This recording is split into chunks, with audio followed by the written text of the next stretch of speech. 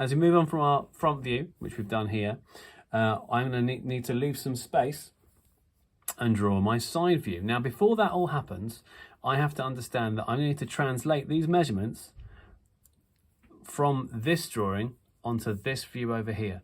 So I'm going to need a translation line, which is going to be a 45-degree line. Let's move this sheet down a little bit. You are going to take your steel rule, you're going to place it, making sure that the grid hasn't moved, place it on the corner of your drawing, your front view, and you're going to make sure that it goes at 45 degrees. Now you can use a set square for this, you could use a protractor for this, or you can see I've got the corners on my squares on my grid. If I go through each square and I bisect each square on the diagonal, that will give me 45 degrees as well. So that's a construction line that goes at 45 degrees.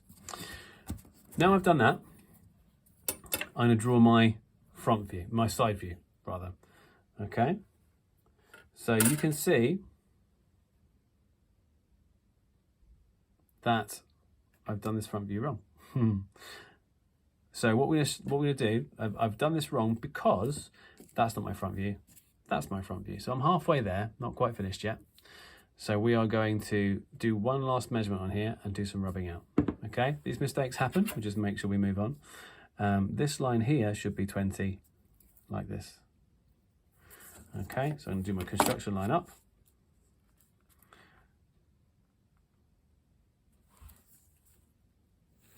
It's important to understand that these things do happen, and this is where it gets a bit complicated. So this is my L shape here, so I want to make sure I firm in the correct lines and rub out the correct ones as well. So I'm going to firm in this line here.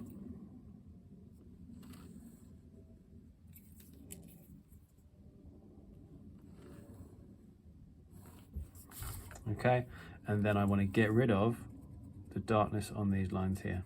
Okay, so they can go back to being construction lines. Okay. Learn from mistakes, nothing's perfect.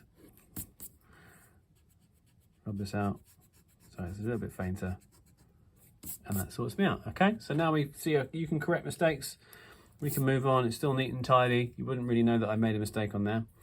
Now what we're going to do is we're going to leave a gap of 20 millimeters, and I'm going to do my side view here. Okay, so I'm going to draw a mark here, which is 20 millimeters, which is my gap between my drawings, and then I want to do this one here, which is 60 millimeters. So I'm going to move it to here, do 60 millimeters, which is still on the grid, and then I'm gonna, this is just a little bit tricky, I'm going to draw my line up to my translation line like this. Okay, the same thing here.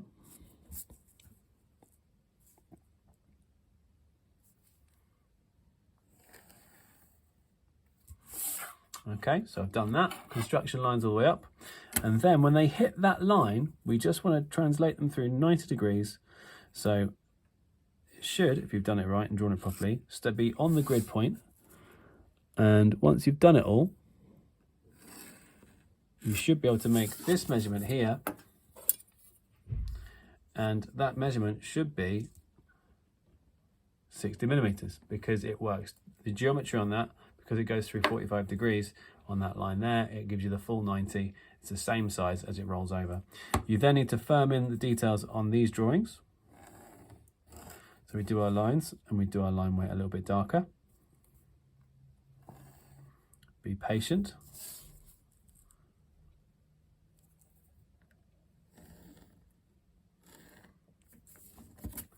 And this gives you the actual side view, not the front view that we made the mistake of earlier.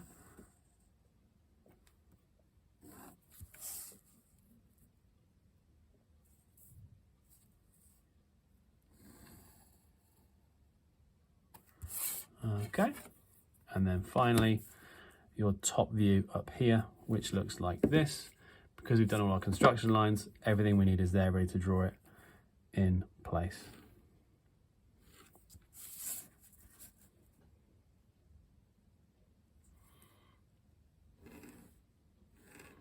These drawings require precision and care and a very sharp pencil.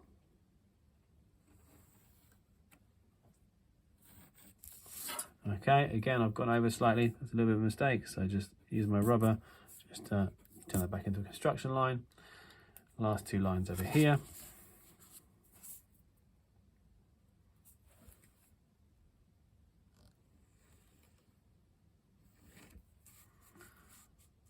And here.